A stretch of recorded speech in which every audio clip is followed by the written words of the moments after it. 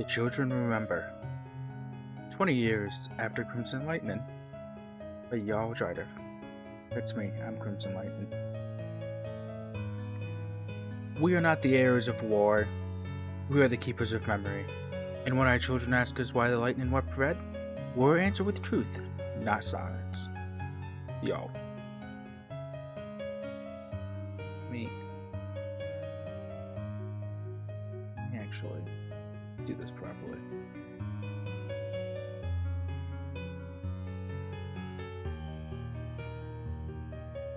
Let's use those. Okay.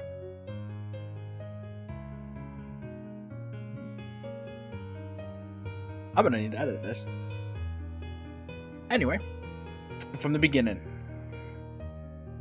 Take it from the top now, yo. The children remember. 20 years after Crimson Lightning. That's me. But y'all, Drider. We are not the heirs of war. We are the keepers of memory. And when our children ask us why the lightning wept red, we'll answer with truth, not silence. Entry 1.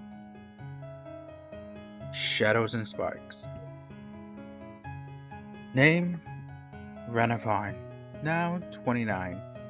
Then, age 9. So, one thing I want to go through first. This is 20 years after. It has not been 20 years for me. I have only been in the pool rooms for 15 years. So there's a 5-year difference between me and the current state of Mew. Or possibly longer. But this is shown up here. Anyway. Then, age 9, daughter of a blacksmith in coastal Belmore. He wasn't like the others. Not just because of the lightning, or the blood, or the sword that glowed like dusk. No. It was his eyes. Golden as sunrise, sharp as shattered glass. When everything else blurred. When smoke and screams turned the street into a bad dream. I saw those eyes. Watching the sky, watching us. That day, when the Dolphinians broke past the barricades, people ran for the docks. Me and my little brother got separated from my mom in the crash. We just turned into a dead-end alley. When one of the war beasts cornered us, big silver skin thing, it had these tendrils, like jellyfish, but sharp. Then the lightning came. It didn't roar. It snapped. The kind of sound that ends arguments and starts wars. The creature exploded. And standing there in the smoke was him. Elgar Pengilus. His hair was damp, his coat was scorched, and his rapier hummed like a wasp in a bottle. But it was the way he looked at us. Like we were the only two people left in the world. His eyes. They calmed me more than lightning ever could. He didn't say anything. He just reached down, helped us up, and walked us back through the ash like he belonged to the storm.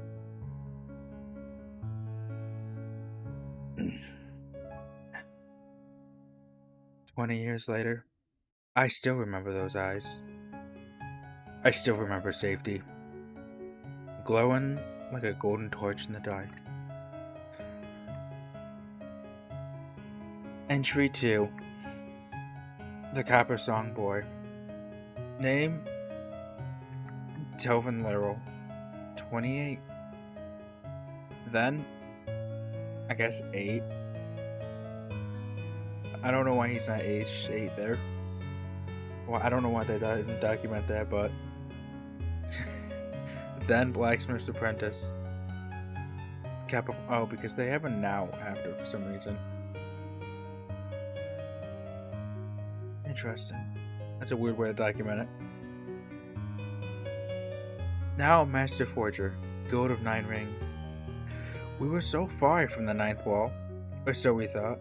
My mother worked the bellows at Coppersong Forge, and I helped shape nails, hinges, the humble bones of buildings. We thought we were safe. The sky turned silver that morning. Not gray, not storm dark, silver. Like it had forgotten to be blue. That's when we heard them. Delphinian raiders in that strange mirrored armor, using war horns that didn't sound like horns. They shattered the bridges first, then moved to the hearth homes. I remember hiding in the slag pit behind the forge. I remember heat and fear being the same thing. And then he came. Elgar. I didn't know his name then. But I remember the sound his sword made when it hit the ground. Not metal on stone, something different. Something final. He didn't yell commands. He didn't glow with magic like the stories. He just looked at the invaders with those golden eyes, and they stopped moving. A minute passed. Then came lightning. From the sky? From him? I couldn't tell. All I know is that the air cracked open, and the flames stopped at the edge of the far village. Like they were afraid to touch him. That night, I asked my mother what kind of soldier uses lightning and silence. She said, not a soldier. A storm. Entry 3. She painted the fires. Oh, it seems like going forward, this is the way the entries are put, with the then, now, name, with their ages now. Name, Leora Penwell, 26. Then, orphan. Riverside Shelter in Dellen's Fold. Now, artist of the Freehand School. Renowned muralist. I used to draw with charcoal on broken planks. Dreaming up cities that didn't flood and skies that didn't weep ash. The Fold was a quiet town, nestled against the water, but during the war, quiet places were like soft targets on a board. No walls, no soldiers, just people. When the fires came, I was painting a bird on the stone by the orphanage. One moment, I was choosing which wing to shade. The next, the sky cracked open. There were no horns, just a buzzing like bees in the blood.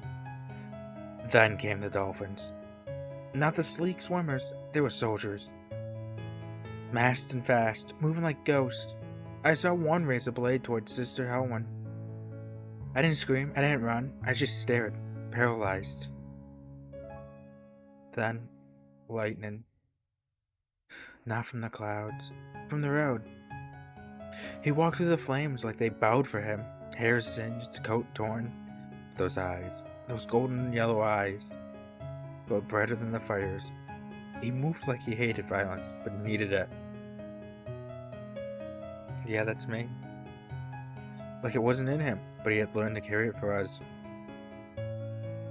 I drew him that night, not as a knight or a prince, just a figure, cloaked in light. The painting's faded now, but I remember it. I remember what I named it. He who does not burn. Getting actually choked up here. Remembering. Entry 4. The Boy and the Black Gale. Name, Ren Hauser, who's 27 now.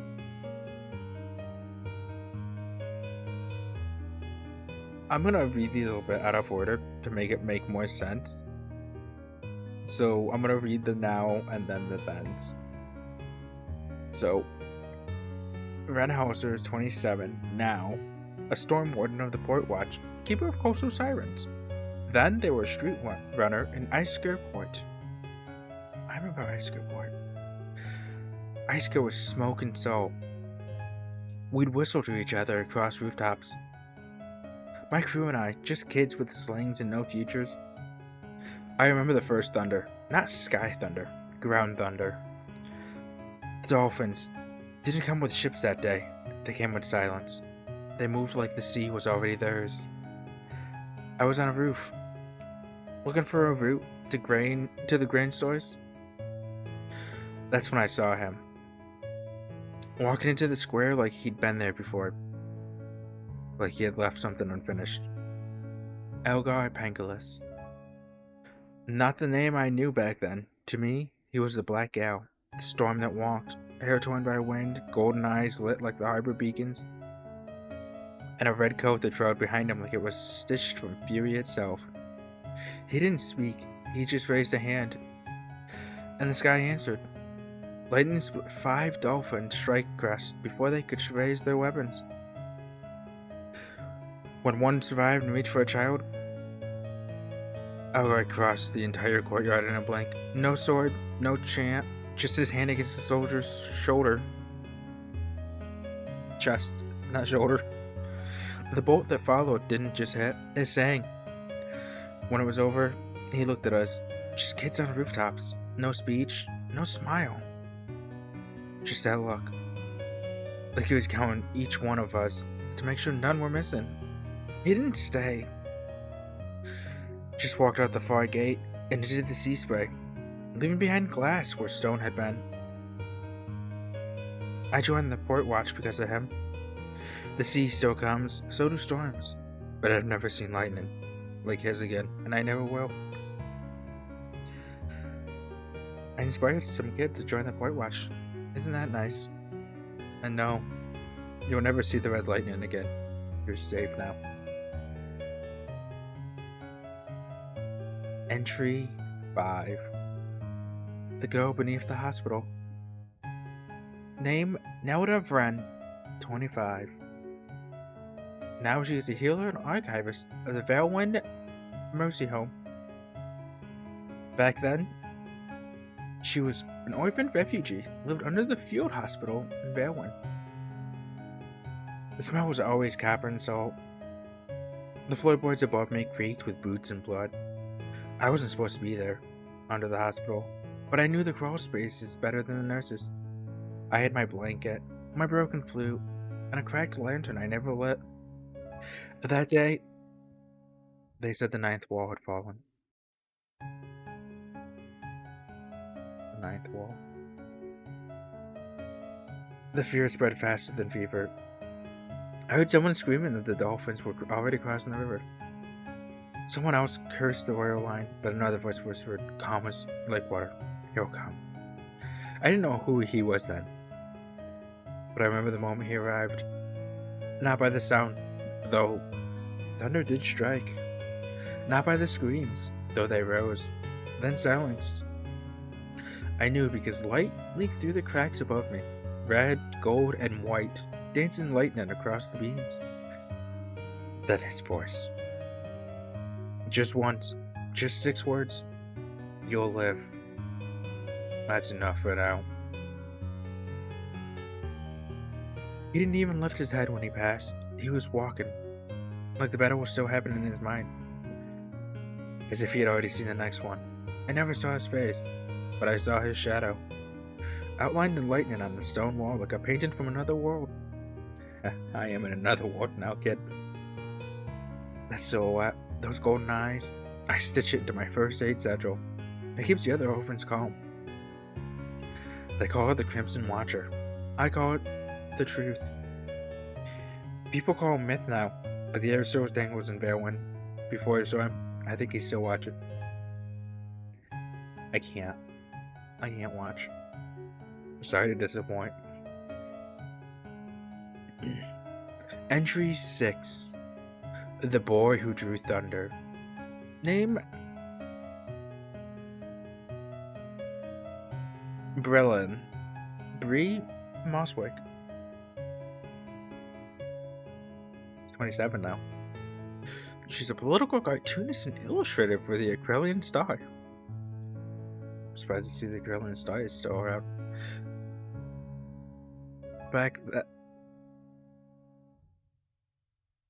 Sorry, have I been saying she?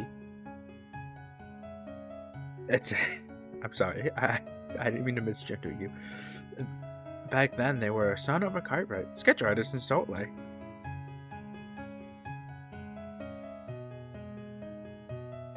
Back then. Sorry. Hold on. I skipped a step.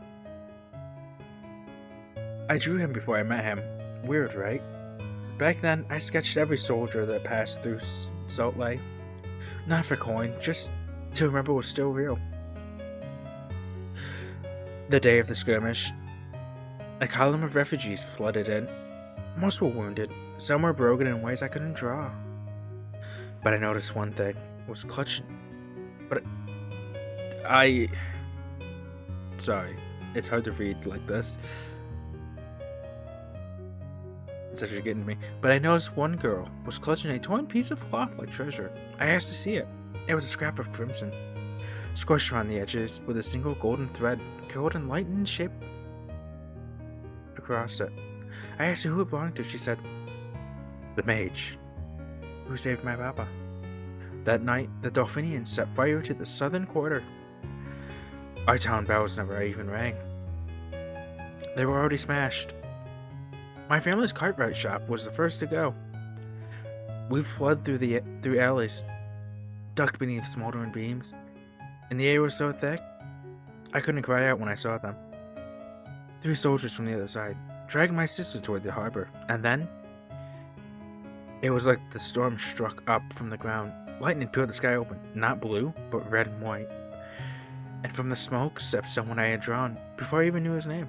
Red coat, scorched at the hem, golden yellow eyes, rapier like a banner of fire in his hand. He didn't blink, didn't shout. He moved like a thought. The soldiers didn't stand a chance. I still remember his gaze when he saw me holding that scrap. He nodded once, just once. I vanished into the alleyways. 20 years later, I sketch him in every paper I draw. No name, just a silhouette, and the storm behind him.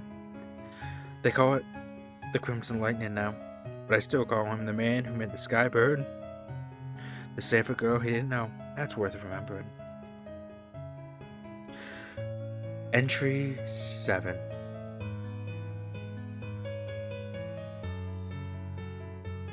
The Girl on the Hill. Name, Leora Venlay, 29. Then, farmer's daughter from Amber Hollow. Now, royal conservator of Becrelian wildlands. She was 9. Our town was small, barely even a name on the map. Amber Hollow. Amber Hollow.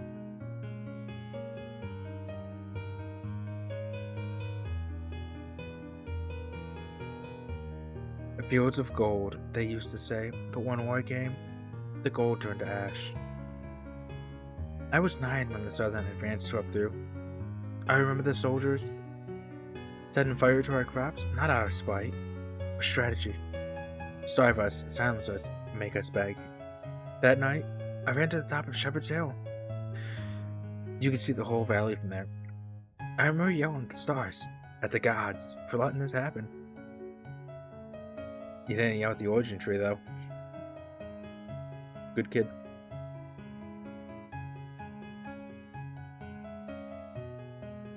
For letting this happen, for making my world so small and helpless.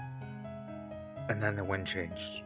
A sudden heat rushed down the slope, followed by a roar like skyfire cracking open the bones of the land. The fields below lit up, not with flame, but with blinding light. Crimson arcs danced across the far edge of the valley. You couldn't see what caused it, but you felt it. That kind of magic didn't ask for permission. It arrived like a reckoning. I never saw his face that night, only the afterimage and the stories that followed. A boy in red, younger than most soldiers, who stood between Amber Hollow and a massacre.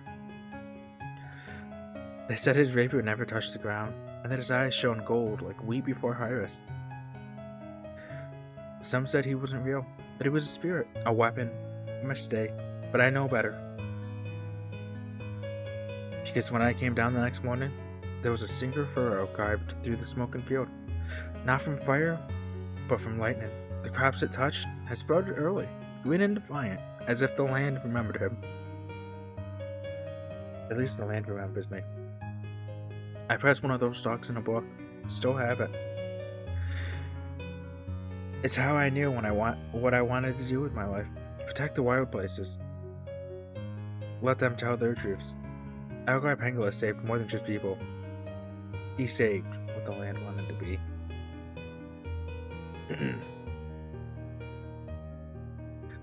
Entry 8. The boy who watched the sky crack. Name? Renwick Oldham. 27.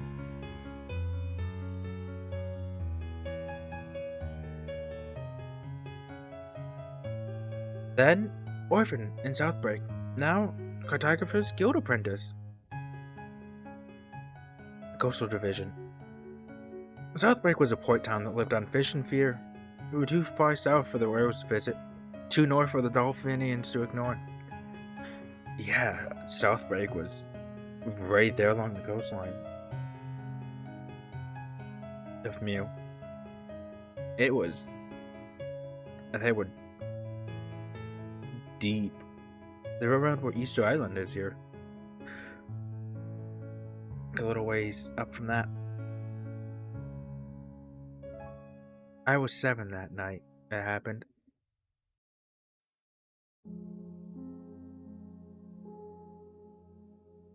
We were herded into the old Tide Chapel, me and 30 others, mostly kids and grandmothers. The bells rang, then stopped. That was the first sign. The wind fled the harbor like I had been chased. I snuck out, I know, stupid, but I wanted to see it for myself. The end of the world. From the roof of the chapel, I saw him, a streak of red, standing alone on the breakwall, one hand to the sea, the other hand holding something long and gleaming. The dolphins had conjured something fast from the water, like a serpent made of mist and tides. It towed over him, and then it looked like the ocean rebelled. The sky cracked. I heard it, like glass shatter in reverse. The serpent shrieked, then turned to steam. All the ships trying to evade the port split down the middle. Some capsized, some just froze mid-motion, like they had forgotten how to move. He didn't move after that, just dropped one knee. Adults came later. Soldiers, medics. They kept whispering his name. Our guy, Pengilus. I only saw him that once, but I learned to read maps because of him. I need to understand what land could birth someone who makes the sky bleed to save strangers. I'm still learning, but I think maybe maps aren't made to find people like him. Maybe they're made to remember where they were and how the world shifted in their wake.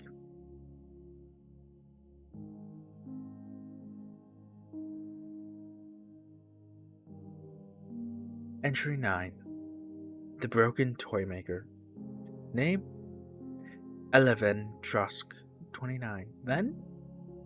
Daughter of a puppeteer in Velvin's Hollow.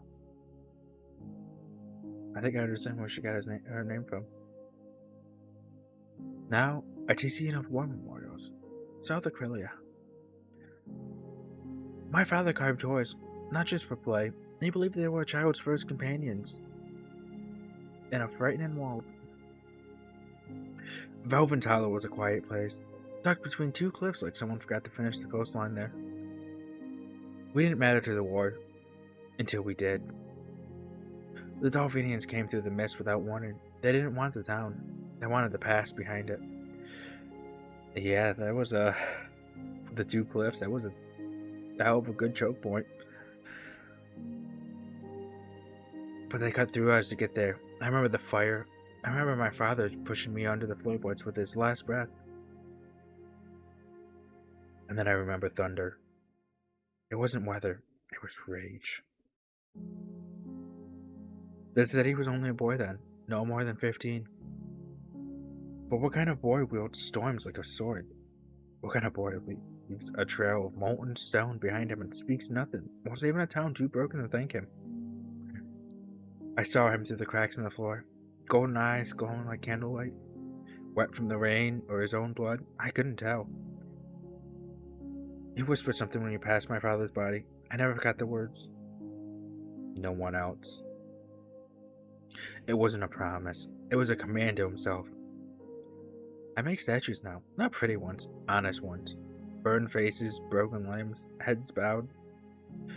Every war memorial I build has one thing carved on the base. No one else. And under it, a mark. A slash of red steel etched across the stone. And a bolt carved downward.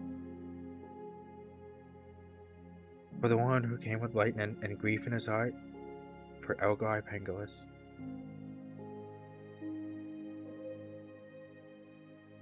Entry 10. The boy who drew the storm. Didn't we already do that? Maybe there's just one that's very reminiscent of it. Name, Jael Menthis, 26. Then, orphan in the Bay City of Caldrith S'more. Now, street muralist and activist. New Caldrith. There's a new Caldrith? I had chalk, that's all. Other kids got bread or boots or brothers. I got chalk. Stole it from an artist's stall and never looked back. I drew on anything that would hold color. Walls, wagons, guards' boots if they stood still long enough. The day the sky went red, I was drawing a boat on the western walls of Caldrith S'more. Little tugboat, went like a fool. I wanted to sail it away from the war. But the war came to us first. The Fenian raiders struck during the Tide Festival. Damn, during the Tide Festival. Was that day really the Tide Festival?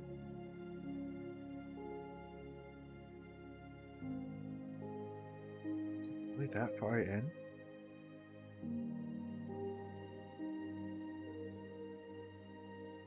Or went on longer than I remember.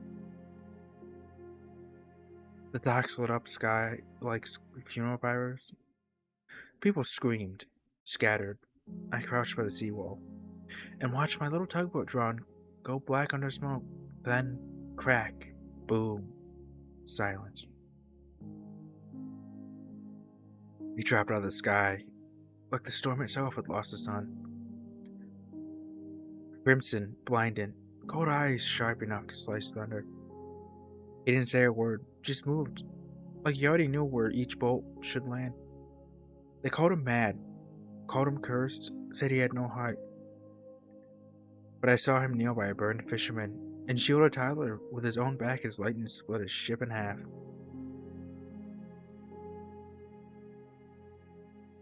That's not madness. That's someone who gave up everything to keep others from needing to. I draw him sometimes. Not just how he looked, how he felt. Red streaks across alleyways, a silhouette of gold eyes under a storm cloud. In the city square, there's a mural of a tugboat now, written still, but this time it sails beside the storm, and not away from it. And carved on the stone below, for the crimson lightning, the forgotten, who taught the forgotten how to fight back, Elgai Pengilus. We remember.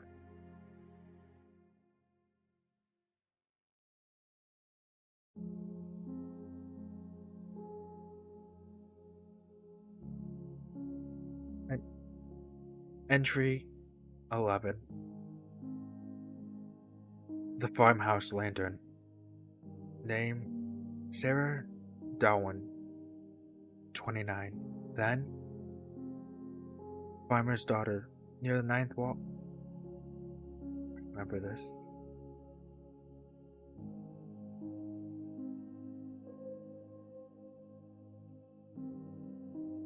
Now, Lantern Keeper at the Shrine of Silent Thunder. It was planting season. That's what I remember most. The soil was soft, wet from the spring rains, and my father had just broken his shovel again. He cursed and laughed, same as always. Then came the ground shake. At first, we thought it was just more war drills out of Bastion 9. The wall always rumbled. Pride of Acrelia, they said. But it was just the big stone neighbor that never slept. This wasn't drills. This was different. The wind went still. The birds went silent. Even a dog whimpered and crawled under the kite. When I looked east, the sky was split in half. One side golden, the other drenched in blood-colored clouds. We saw him from the field, not up close, not really, but you felt it. A spear of red light stabbing into the heavens, and in its heart, a boy, standing like he had nothing left to lose. Like he was daring the world to blink first. The lightning didn't fall, it followed him. That night, our lantern went light. Father said the air was too thick with magic, so I stayed awake by window light, waiting to see if he'd come back from wherever he'd gone. He didn't. No. From that day on, I just kept moving, kept fighting. But in the morning, every field for miles had bloomed wildflowers, red ones. Some say it was residual magic, some say it was tribute. I like to think it was him.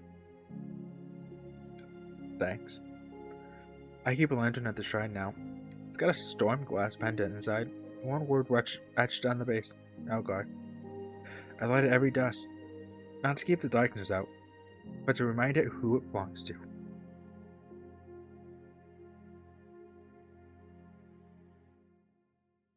Entry 12.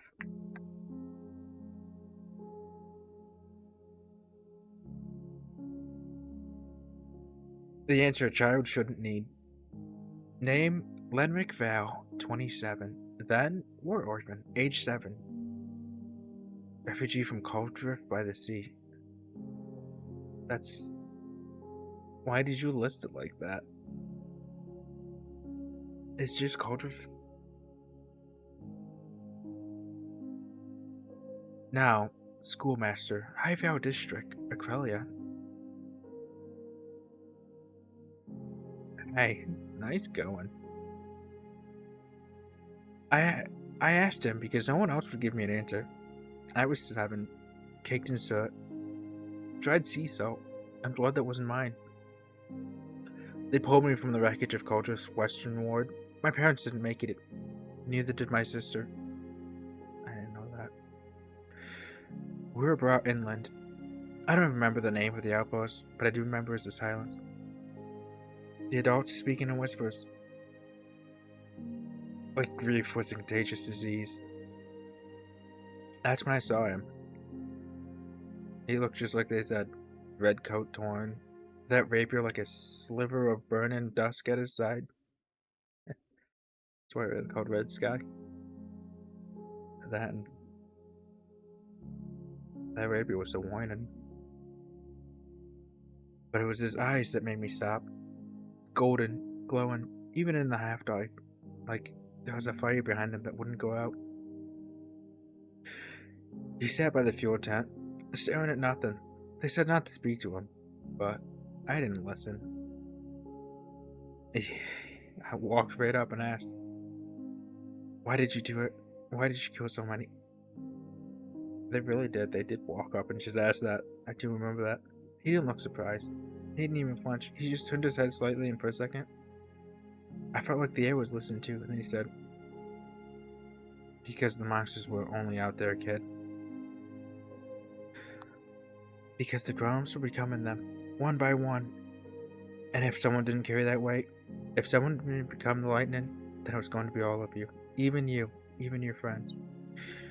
You'd grow up thinking war is the only answer, thinking hate is normal. So I became the one they'd whisper about.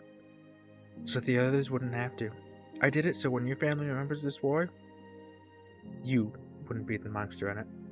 I didn't understand it at all then, but I do now. I never saw him again, but whenever I teach my students about the war, I don't read them the numbers. I tell them that story. The story of a boy with golden eyes who refused to let other children grow up believing the only way to survive was to become like the ones who hurt them. And in that, maybe Maybe he saved more than any spell could ever could.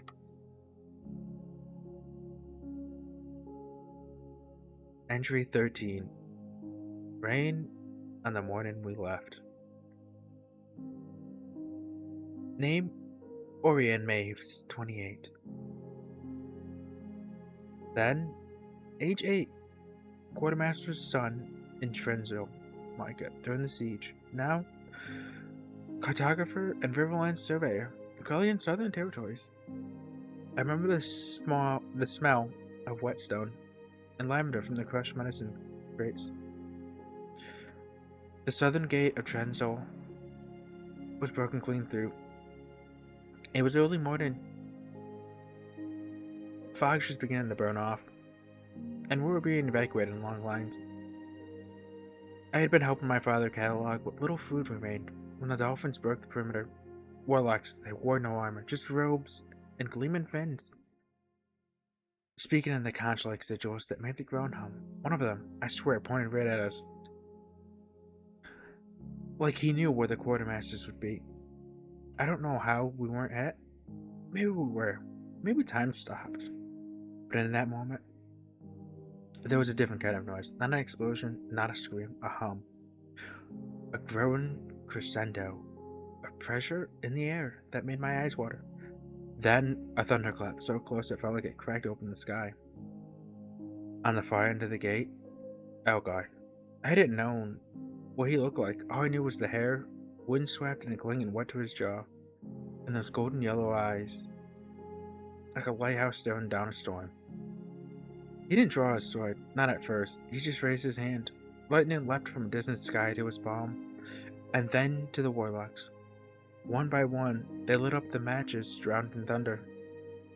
Like matches drowned in thunder. When he finally drew his blade, the storm didn't get louder. It got sharper. The sound turned to a knife. By the time the soldiers arrived, there was a trench of scorched earth leading away from the wall. The rain started again. It soaked him, but he didn't seem to care. And then he collapsed. My father knelt beside him. While I held the lantern, he whispered something in Elgar's ear that I never forgot. You saved them, like they were yours. Elgar didn't reply, but a faint smile crossed his lips. I've mapped most of southern Aquila now. But I still mark that trench on every draft I draw, not because it's a scar, but because it's the place the storm chose us. Entry 14. The coat that changed color. Name Ellen Drays, 27, then age 7. Refugee from coastal Providence, Yundale. Arrived at Bastion 9 days after the 9th War incident. Now, apprentice weaver and memorial cloak maker. They're in Aquelia. I don't know why you... Aquelia is a kingdom, not a city. I don't know why you have it. I feel like there's errors in this somewhere. Over and over again. Some of these are listed weird. It might be a translation thing. Because this has been translated from Nepal to English. So I'm going to chalk it up as translation errors. I didn't speak for days after we fled Yundale. My parents died in the breach. I watched our house fall into the sea. They said it was the dolphins. They said I was lucky.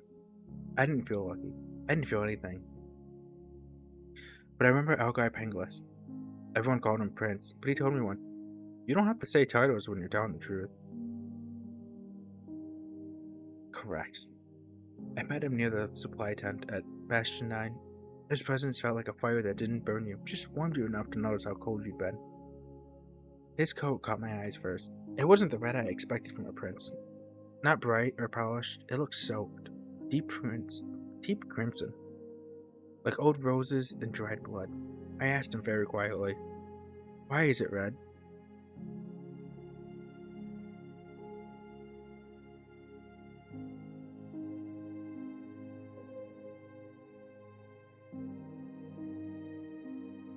He didn't answer at first. He just knelt down.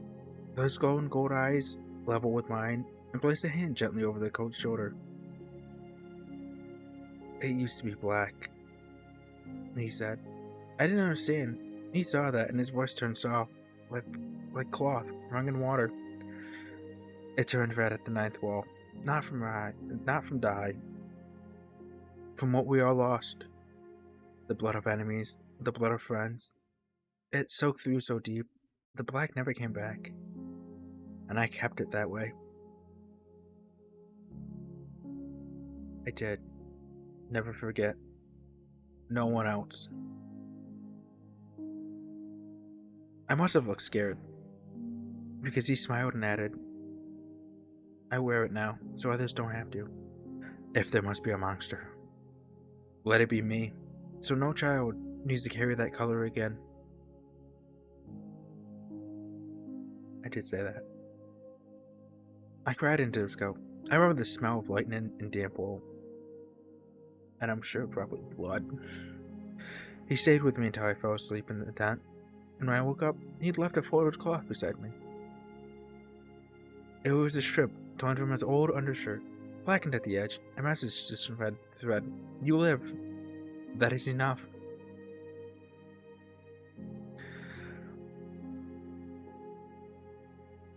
I keep it in my loom drawer now, and every memorial cloak I weave includes a thread of crimson, his crimson, woven silently through the lining, not to glorify war, but to remember the weight of being the shield.